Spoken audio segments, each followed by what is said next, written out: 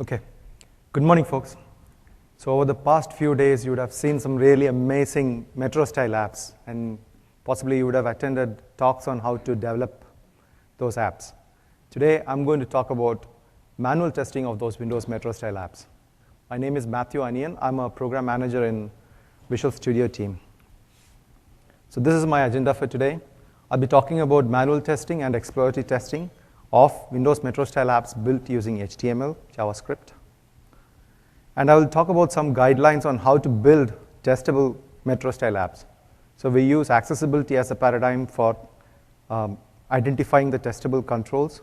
So when you make it testable, you actually make it accessible too. And you get to reach a much wider audience. And during the course of my talk, I will show you examples on how to make your manual testing of Metro-style apps much more efficient. I will also talk about how you can actually make testable Metro-style apps. I'll give you examples of those. So before I start on this, how many of you are actually using Microsoft Test Manager today? A few, right?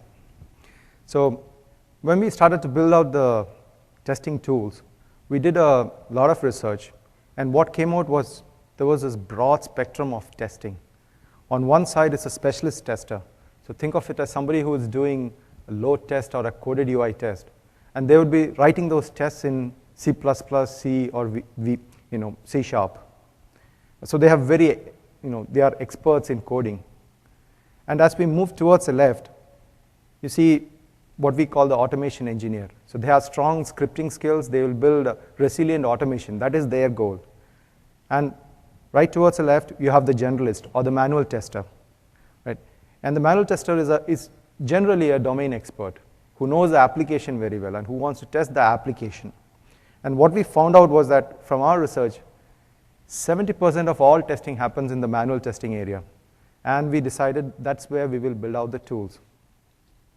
So in order to build out the tools, the first thing that we did was we did a lot of user research, customer studies, and we identified a target persona. So I'll not go into each and every bullet.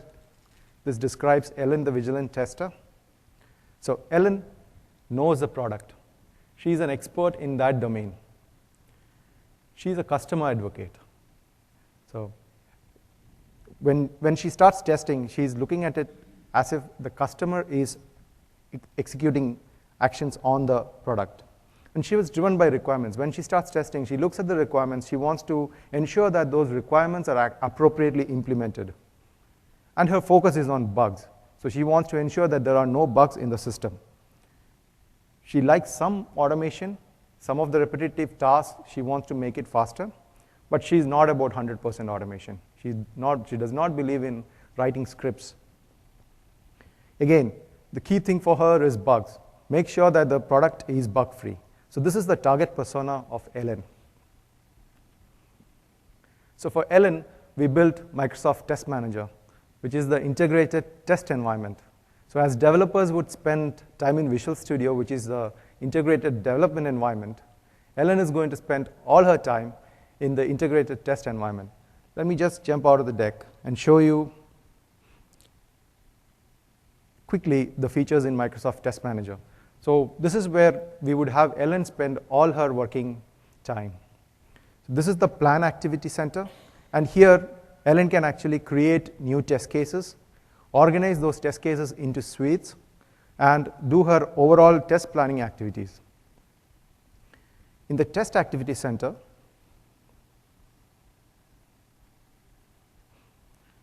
Ellen would run her tests. She would analyze test runs which she has done previously. She would do exploratory testing and view the results of those exploratory testing sessions, and also verify bugs which she has filed earlier and the dev has since fixed. And the track activity, she can actually query the state of all her work items, whether it be test cases that are assigned to her, or bugs that she has filed, or bugs that somebody else has filed. All those information she can track out here. And finally, in the organize activity, she would look at the various test artifacts, such as test plans, test configurations, test cases themselves, or shared steps. So in short, this is the integrated test environment where we want Ellen to spend most of her working all her working activities she can do from this integrated test environment. Jump back into my slide. So before I go further, these tools for manual testing is available for you with Windows Developer Preview. And the Microsoft Test Manager is installed as part of Visual Studio 11, which is on your thumb drive that you've got along with the tablet. And the Microsoft Test Tools adapter is installed on your Windows tablet. It's actually a Windows service, and we have actually started it off as disabled. You have to enable it if you want to try out the scenarios that I'm going to describe in this talk. So let's talk about manual testing. One of the key issues that any manual tester faces is the issue of no repro bugs. I know that every one of you, developer or tester, would have faced this issue one time or the other. The workflow goes like this. The tester goes ahead and files a bug. The developer tries to reproduce the bug using the steps as mentioned by the tester, and he cannot repro it. So he goes ahead and resolves the bug as no repro. The tester thinks, okay, this bug may have been fixed in a newer version. He tries out a newer build, and hey, the bug is still there. And then he reactivates the bug. So this bug ping pong continues, right? And it's a drain on the productivity of the whole team, the developer and the tester both. So our goal has been to try to eliminate this no repro bug issue completely. And we want to do this by using what we call a rich actionable bug. Look at this bug that I have taken a screenshot of. It shows you the test steps that are executed as part of the test case. It shows for each test case or each test step whether it has passed or failed. In the second step, the step has failed, and the tester has taken a screenshot clearly illustrating what has gone wrong in this test case. You also get an action log. So an action log tells you exactly what actions the tester performed. So as you may be aware, this is one of the top reasons why you get this no repro bugs. The tester, even though the test steps say something, the tester would have done something different. And you, as a developer, you really want to know what those steps are. If you know that, your chances of getting that repro of that bug is very much high. So we want to give you a proper, rich action log that's automatically attached to the bug. Then there is event log. During the course of your text execution, there may have been many events raised, and they may be important for your reproducing that bug, and you will get that information. And also system information. So the machine on which you are running, the characteristics of that machine will clearly help you to understand if the machine characteristics are going to impact how you can reproduce a bug. So this is the rich actionable bug that we have, and we have now enabled it for Windows Metro style apps. In addition, in the new Windows Developer Preview, you have the concept of multiple devices. You will be testing on the tablet because that's where you are going to target your applications, and you want to do your testing on your desktop. So we give you the experience to connect from your Microsoft Test Manager installed on your desktop to multiple Windows 8 devices. And we collect the same diagnostic information that I talked about earlier, such as action log, system info, etc., from those Windows 8 devices. Look at this screenshot out here. This is where I start off my manual testing from. It will tell you whether you want to test on the local machine or on a remote device. You can specify the name of the device and start your testing from there. And another new thing with the Windows Developer Preview is this new application install paradigm. You have the new App Store. So as a manual tester, you would have to get a new build of your application and install it onto a device. Now that would involve enabling the developer license on the device, installing the certificate, installing the application. So all of these individual steps will have to be done by the manual tester every time there is a new build of your application. In order to make that much easier, we have enabled it as a single-click operation. You install with a single click from Microsoft Test Manager, and wherever the device that you're pointing at, it will go ahead and install the application on that. The screenshot actually shows you where I have installed the stocks application. So let me start off a demo of the manual test of Windows Metro style apps. I'll be showing you the rich actionable bug. Okay. Before I start on the demo, let me quickly tell you about my demo setup. So I have my Windows tablet device out here. I'm actually creating a terminal services session into that device, and I'm going to run my Microsoft Test Manager on my laptop. Right? I had the option to actually put it on 2 different screens. I thought this would be a much better demo experience. And I'm going to demo on the Stocks application. You have got a Stocks application in your tablet pre-installed. I'm using a slightly modified version. I've added a few bugs to illustrate some of my talking points. Okay. So the first thing that you would do is you would go ahead and modify where you want to do your testing. So I can say, let's test on the remote device and verify that there is connectivity to that. So it says that there is connectivity. I can save this and now run my test. So I'm going to test the Stocks app. So now the connection is established to the tablet. I can go ahead and minimize this and snap it towards the side of the screen so that I get to see the actions that I have to do as part of the test step. And then I will go ahead and install my tailored application.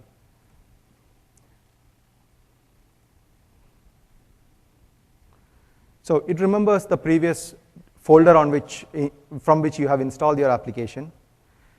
It actually defaults to the drops folder of the team build that is associated with this test plan. So when you change the team build that is associated with your test plan, it will automatically go to that default folder so that the tester can quickly see what is the latest build that she needs to install. So I'm going to pick the Stocks app, and I'm going to install it. So before I click install, let me just quickly talk about the developer license. So on my device, I had started Visual Studio Express. And when you start it, it will actually ask you whether you want to install the developer license, and it's already installed it. So Microsoft Test Manager knows that the developer license is available there, so it is going to skip that step. And now it is asking for installation of your certificate. So when I hit install, I'm actually switching over to the tablet now. Right? I have the UAC control here. I click OK and go back.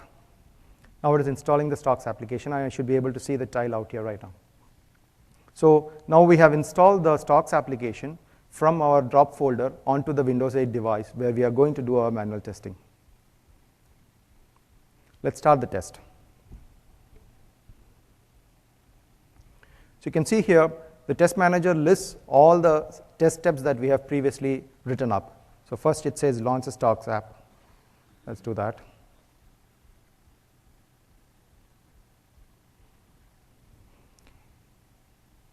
And now I can actually mark each individual step as passed or failed. So it's an optional step. You have the option to not mark it, but we recommend that you actually do that so that you have a clear idea of what are the steps which passed, which of them failed. And all this information is stored in your Team Foundation server, so you get to know all of this information later too. So I've launched my Stocks app. Next step says verify that Microsoft stock details are listed. Yep, by default, Microsoft stock details are shown. Looks okay to me. Click on the Y button to modify the graph. Okay, I'll do that.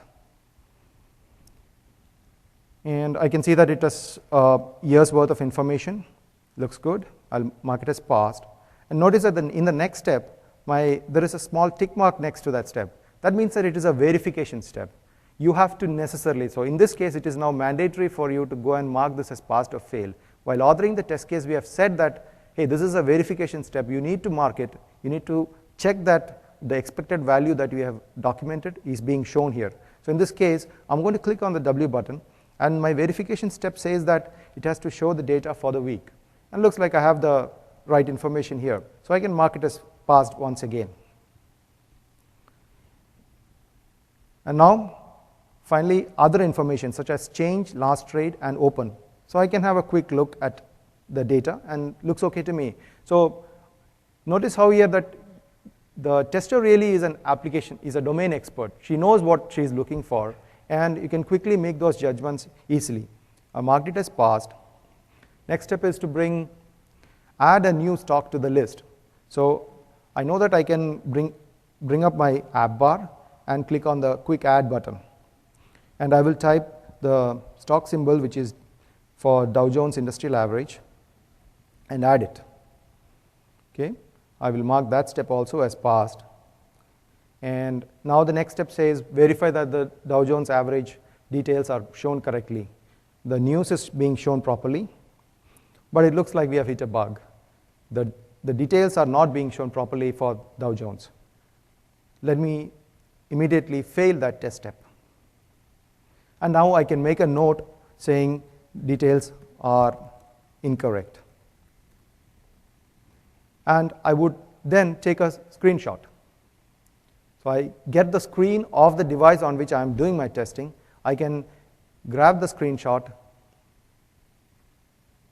whichever area that I want, and it gets automatically attached to the bug, to the test case actually, and I can create the bug now.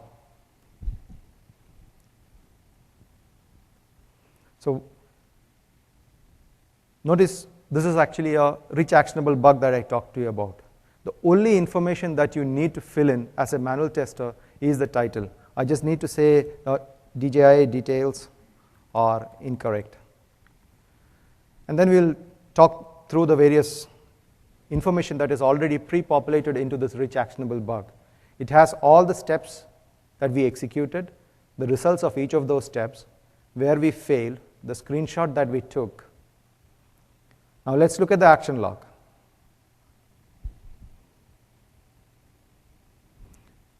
So it lists all the steps and lists all the actions that are present that the tester actually did.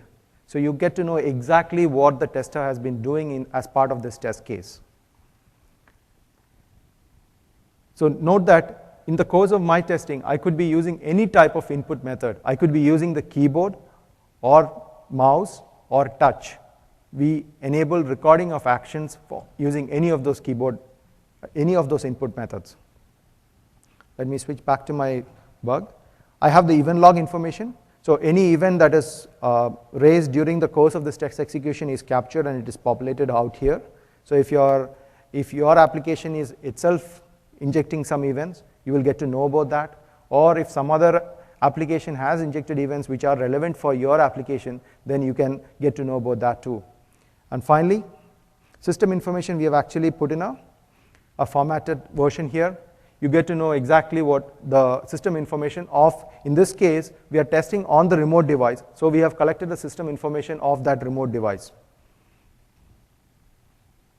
And finally, it is automatically built in that the link to the test case also. So notice here that in many cases, you would have a checklist for the tester to go and do, hey, attach the test case, attach this log, attach another piece of information. Now you don't have to do any of that. All of this is automatically done for you by Microsoft Test Manager. Let me save and close this bug. And end my test.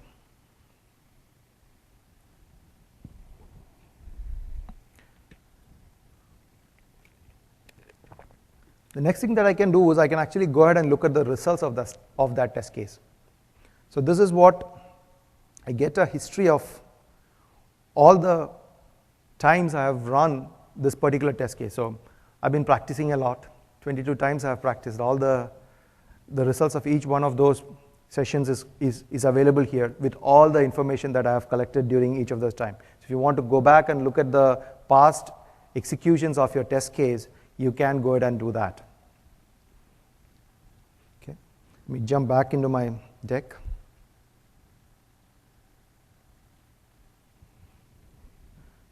So what did you see in this demo? You saw that the Windows Metro Style app install experience is now seamless. It's a single click, you pick the Apex, and you're ready to install it onto a Windows remote device.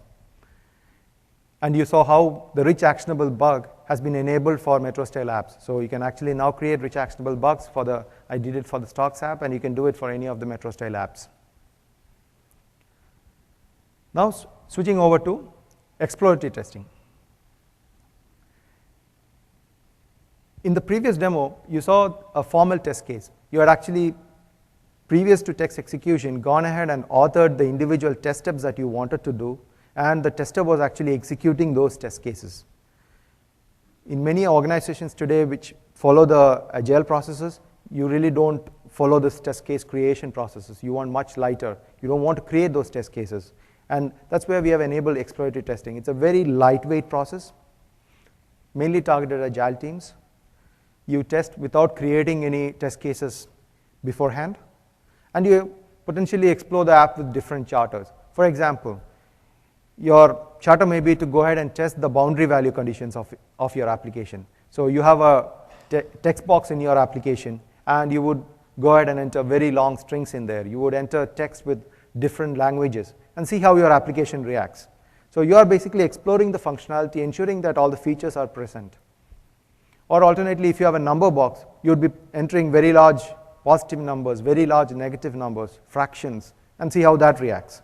So with certain specific charters, you can go ahead and do a full exploratory testing session, and we will enable you to do that with Microsoft Test Manager. It has a very lightweight explore model. You don't have to create work items to track different things. The benefit is that you get the same rich actionable bug that we showed you earlier with manual testing using the exploratory testing also. And in many cases, exploratory testing, during the course of exploring the application, you might come across a scenario which you think is very important. This is a critical part of our application. So you want to actually create a formal test case and ensure that this particular scenario is tested properly. So you can go ahead and create a test case out of this exploratory testing session and actually create a test case which will be run regularly. So that is also enabled with Microsoft Test Manager. And all of this, again, is enabled for Metro-style apps. Let me do a demo. So I go back into my Test Manager and go to do exploratory testing.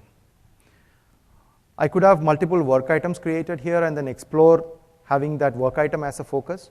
I'm not doing that. We are in an agile model where we don't create any work items. You can start your exploration right there, and you're ready to go. Let's bring up my tablet, and I can start my explorations. So for this exploration, what I'm going to do is, I know that my stocks application has a settings page. So I'm going to explore the settings page.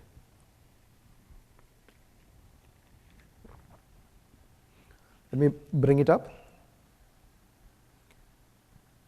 So this is a settings page of my stocks application. I'm going to perform multiple actions. So I'm going to add a few more stocks.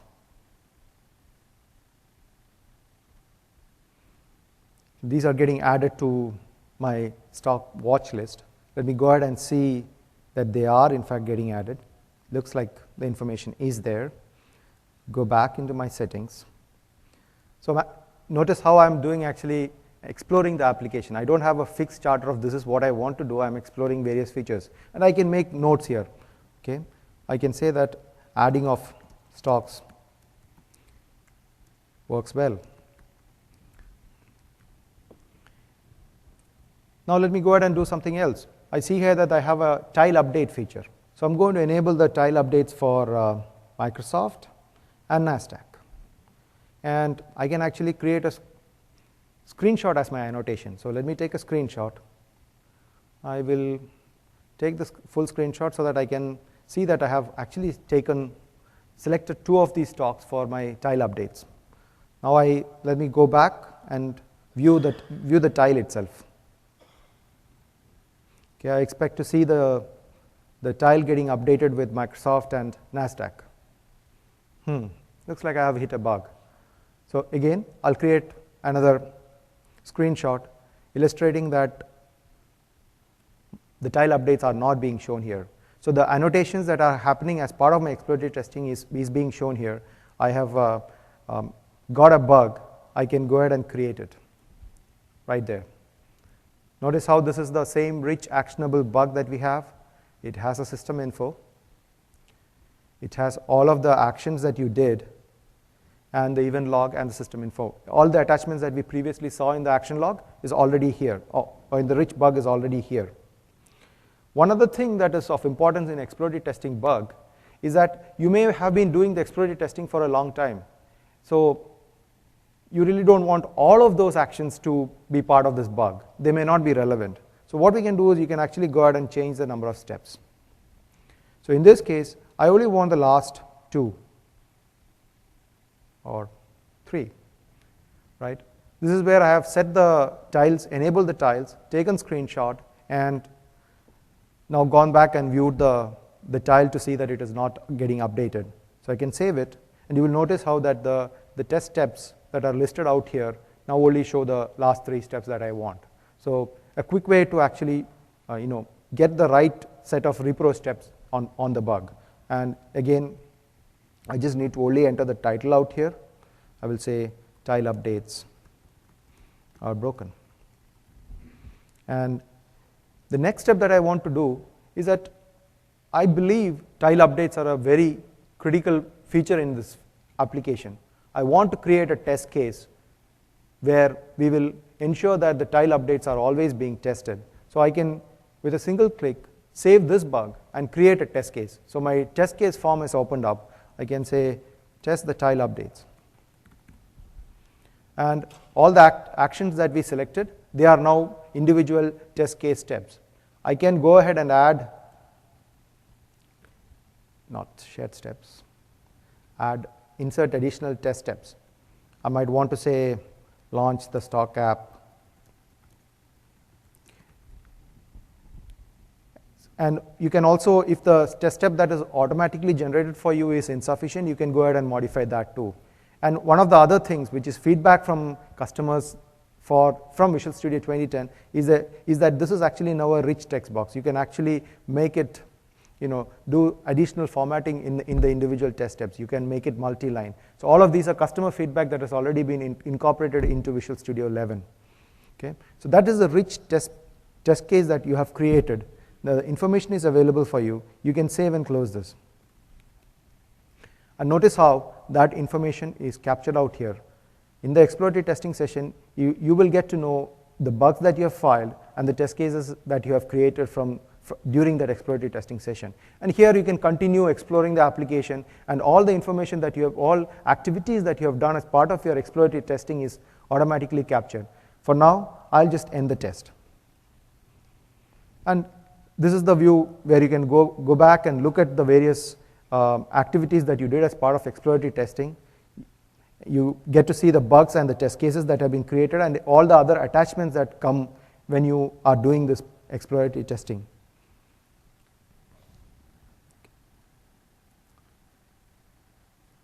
So again, another thing to note is that many teams do not take up exploratory testing because they do not know how to measure the efficiency of that. With this, you clearly know how much time you have spent on it, what is the real outcome out of this exploratory testing, what are the bugs that you have created out there, what are the test cases that have come out of the exploratory testing. Overall, you can make your exploratory testing very effective using this model. Now let me jump back into my deck.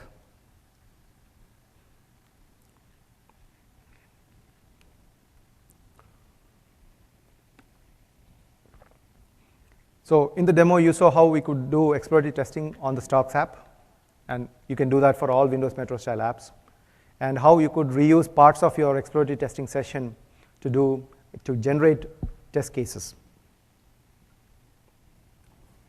So how did we enable all of this? A quick look under the hood on what is the infrastructure underneath. So the Microsoft Test Manager is installed at any desktop, and this is installed as part of Visual Studio 11. You have it on your thumb drive. You can install it on any of your machines. And Microsoft Test Manager comes as part of Visual Studio 11. And it is talking to the Microsoft Test Tools adapter, which is installed it's already by default installed on your developer device. Again, it's a Windows service. It is disabled. And it is installed, so if you want to take this and install it on a different device, it's actually part of the remote debugger install. So if you have installed a remote debugger on your application, Microsoft Test Tools adapter comes with that. So what exactly does Test Tools adapter do? It is a Windows service, and it is responsible for setting up the connection with Microsoft Test Manager and communicating with the Microsoft Test Manager. And it is this component which orchestrates the app installation. That includes the developer license enabling, the application certificate install, and the application install itself.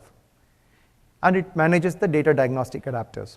What are data diagnostic adapters? All that rich information that you saw, such as action log, event log, system info, all of them are implemented as data diagnostic adapters. These are components which run on the device on which you want to do your testing, in this case the Windows 8 device. So what they do is they collect the information and it attaches it to the bug. In addition to the bug, it actually attaches the information to the test results too. So this information is not just useful for the developer, it's also useful for the tester, because you may want to do analysis of your test cases, and this whatever rich information that you have in your test case or in the test results will really be useful for you. So you can actually do that. And this infrastructure is extensible. So in my team, we actually log a lot of information onto a separate trace log file. And we want to attach that trace log file to every bug and every test result that is created. So what we have done is we have created a data diagnostic adapter ourselves, and that is put onto each of the devices on which the testing is being done. So if you have some custom logs which are specific for your application, or if you want to do any other specific information that you want to always attach to your bug or your test case results, you can do that. This is very extensible. So that concludes the section 1 of my talk. So we covered exploratory testing and manual testing. Now I come to the section where I give some guidelines on how to make Metro-style apps testable. So when you looked at the rich actionable bug, you saw how many of that information is independent of the application itself. For example, the system info is absolutely not dependent on the application. We will always get it. Event log, you could possibly, if you are interested, insert events into the event log, and that may be relevant for your developer and your tester. But the action log is absolutely dependent on your application.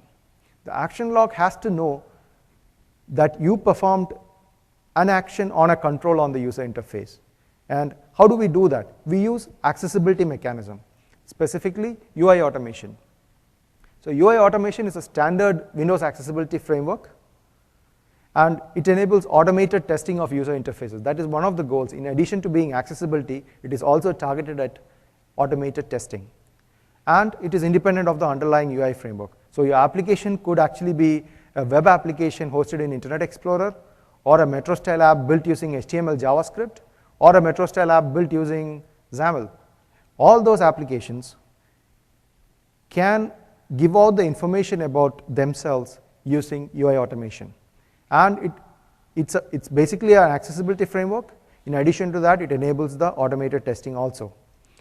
And specifically for Metro-style apps built using HTML, JavaScript, we are using the Accessible Rich Internet Applications, or ARIA.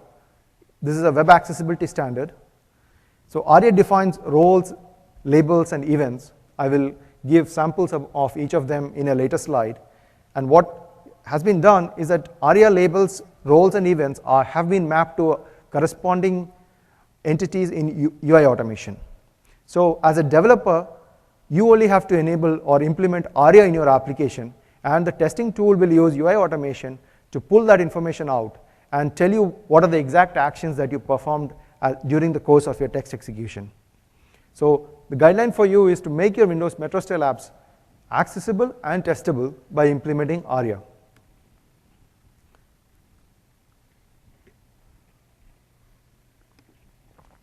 Now take a look at this example.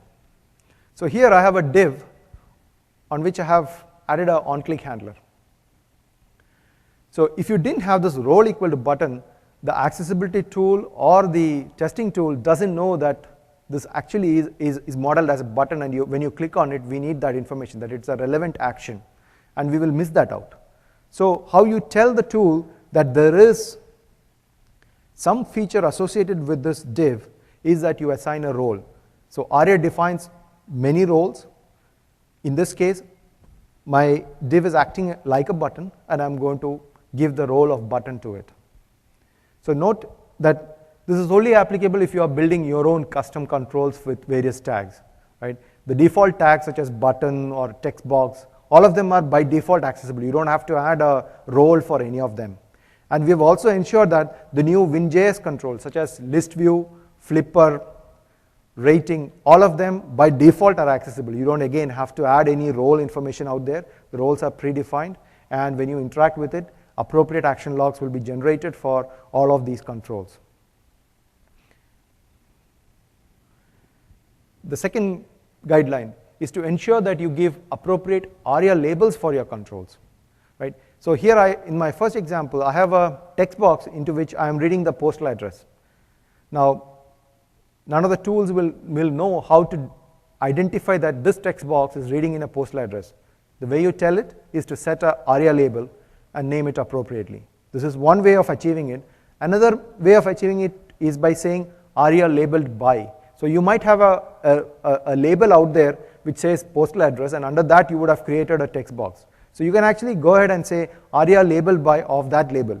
UI automation will then go ahead and look at the label, see what the text is on that label, and use that when it actually writes out the action log.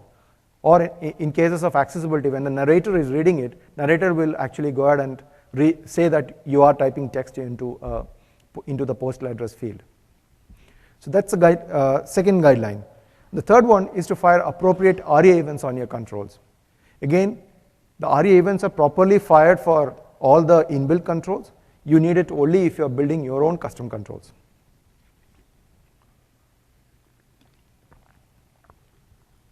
Right. So in this particular example, I'm creating a custom list box.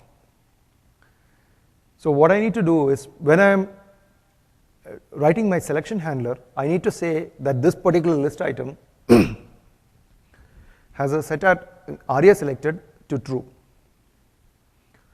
And if it's a single select list box, you need to also ensure that the previous list item which was selected now set the attribute of that, the ARIA selected, to false. So this is how the testing tool as well as the accessibility tools know what exactly you are doing as part of your custom control. So 3 important guidelines for making testable Windows Metro style apps. Ensure that there are appropriate roles on it. Ensure that you give labels to your controls. And third, fire appropriate events when that happens. So we saw in the earlier demo how we got a rich action log when we were performing various actions on the Stocks app. Now, quickly, let me show you a Stocks app which doesn't have ARIA properly implemented. So let me quickly show you this. So here we have 3 buttons here: week, month, year. There is a back button. So what I'm going to do is, I have here a sample app or Stocks app in which I have removed the ARIA information of these buttons. So these in fact are actually images which are styled as buttons, right? So first thing I'm going to do is uninstall this Stocks app, and then using my Microsoft Test Manager, I'm going to install a bad stock app.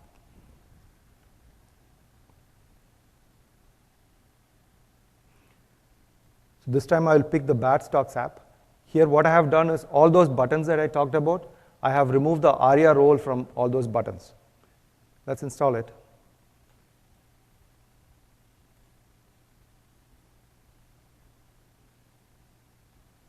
So here I'm installing the certificate. Going back, I should see the app available to us.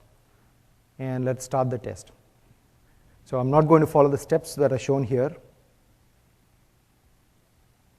I'm just going to click on week, month, year. I'll bring up my app bar, go to the settings page, and come back. So I've done about 5 actions out here. Actually 6, because I've launched the Stocks app too. Let's see what the action log is going to show us. Let's open up the action log. So you see here, of the 6 actions that I did, 4 are missing. You only have 2.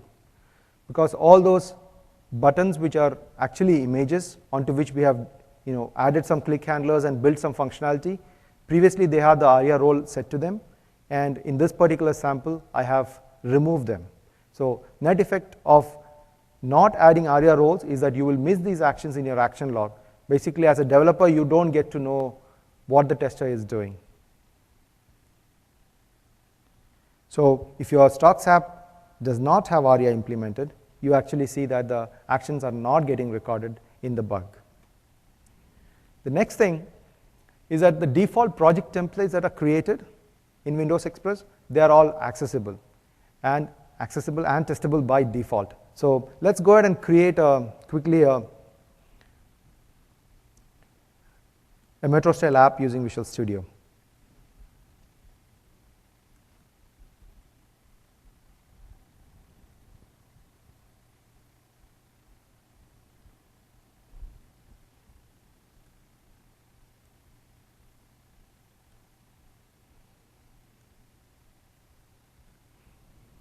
So here I'm in Visual Studio Express. I'm going to create a new project. I'll pick, so it's a Windows Metro style app created with JavaScript. I'll pick split application and create this project.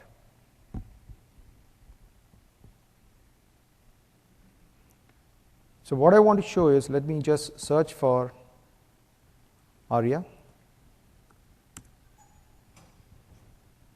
And I will just talk through the various implementation. So see here, this is a header, and appropriate ARIA label has been defined for it. The next one is a button. It again has a ARIA label, and it has information such as it is actually disabled. So the accessibility tool and the testing tool actually has clear information about that back button. Okay. Now let me just move down a little bit and show some additional, more advanced ARIA labels. So look at this particular section. It says that it is ARIA live, meaning that this particular section will get updated frequently. So the accessibility tool and the testing tool should be aware that the content out here is going to change, is volatile, and be watching it. It also says that it is ARIA atomic, which means it's a composite control, and you need to treat this entire composite control as one when you are either using accessibility or testing tools. And finally,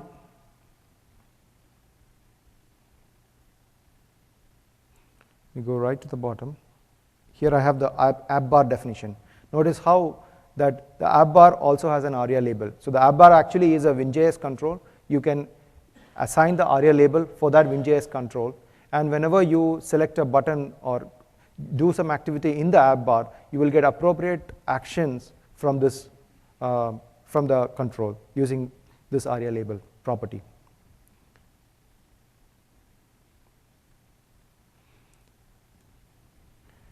So the key thing to talk about here is that the project template that gets created for you, it is accessible by default. It has excellent practices that are shown there. You get all the ARIA information pre-populated, and the only thing that you need to do is whenever you are building your own, adding new features, you need to ensure that those appropriate ARIA information is populated. You need to ensure that if you're creating a custom control, the role is set. Whenever you are using the control, give a label on that control. And when you create your own custom controls in JavaScript, make sure that the ARIA events are getting raised at proper points. Quick recap of what we talked about. Manual testing tools have been enhanced to work with Windows 8 devices. These tools enable seamless installation of Metro style apps.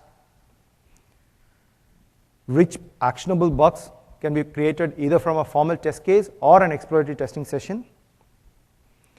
And by implementing accessibility using ARIA, the Metro style apps built using HTML, JavaScript will become testable as well. And these are the related sessions.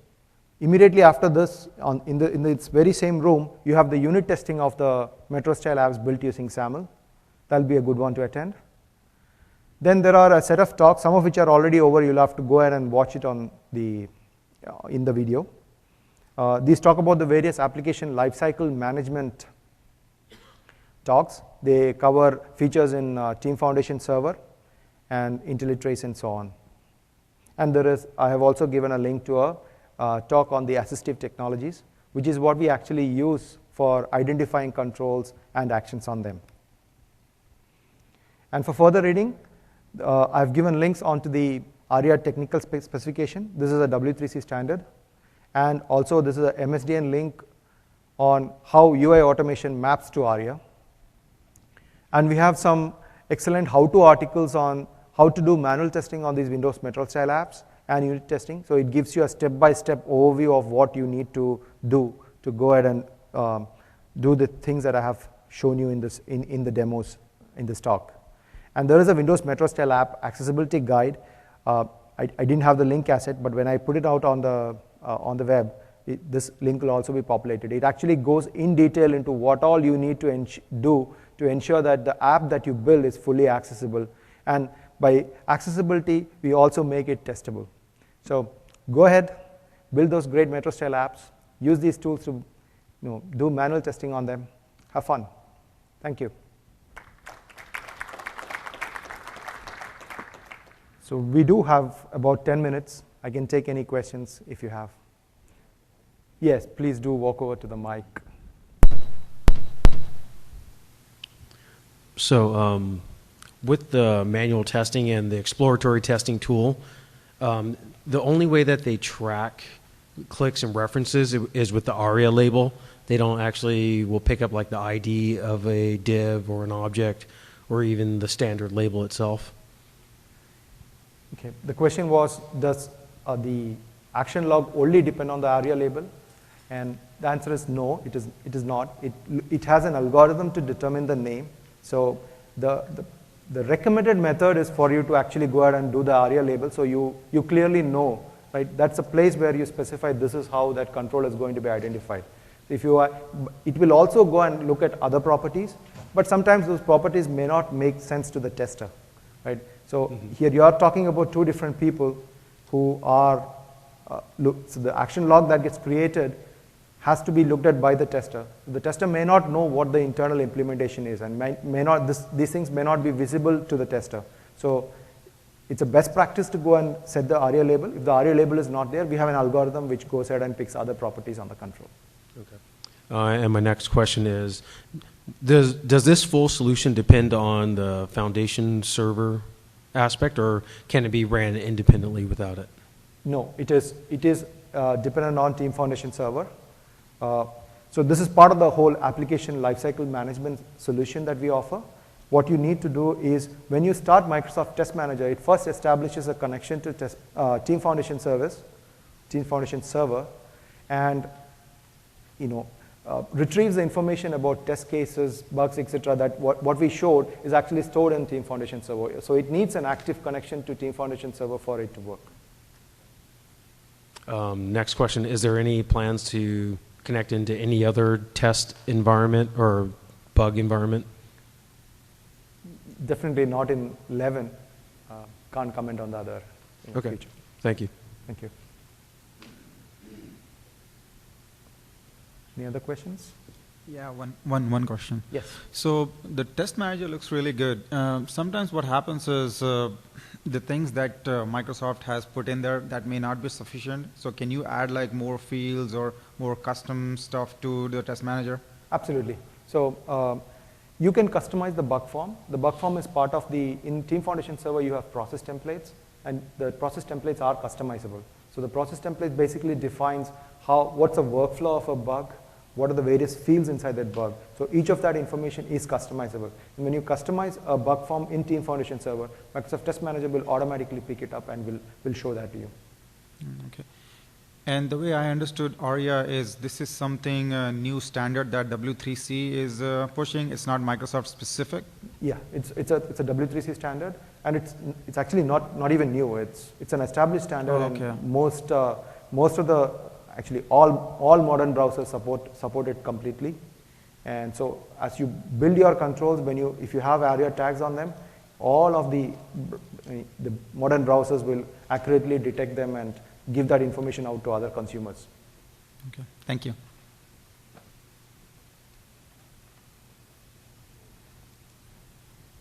Hello. Can I just clarify something? When you were doing the demo, were you interacting through terminal server, or were you working directly on the tablet? I was actually interacting with the terminal server, but you can do that too. It's just that the demo with two different screens, it became very painful, so I opted to terminal service into the tablet. Okay. But you can, and I think the most often thing that you will do is actually keep the desktop where you have your test manager running and interact with it. And that's how we are doing all our testing also. Okay, and I was actually happy to find out that you can do it through terminal server, because today through terminal server you don't really get, you can do a test to terminal server, but we're not capturing any data, right? If you used Visual Studio 2010, and if you interacted through a terminal server session, you wouldn't capture anything, right? Right, so you use Microsoft Test Manager today. Yeah. Okay. Yes. So on that same point, if it wasn't a Metro-based application, if it was a WPF app or a normal Internet Explorer application, would that same functionality work through terminal server? It doesn't. So what we have done, it's just a point in time thing. So the feature has been implemented in Visual Studio 11 to support remote testing of Metro style apps. The longer term objective is to ensure that testing of all apps can be supported through that. But in the developer preview, it is only for Metro style apps. Okay. And then the last bit, you showed HTML with the ARIA tags. What happens if you're using XAML? Do you also need to do annotations on XAML? So XAML has different mechanisms.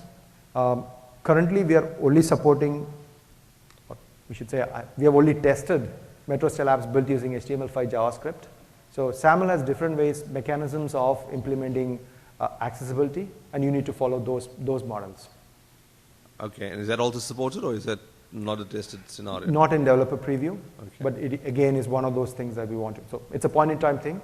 It's in the backlog, support for manual testing of Metro style apps built using XAML. Okay, thank you. No problem.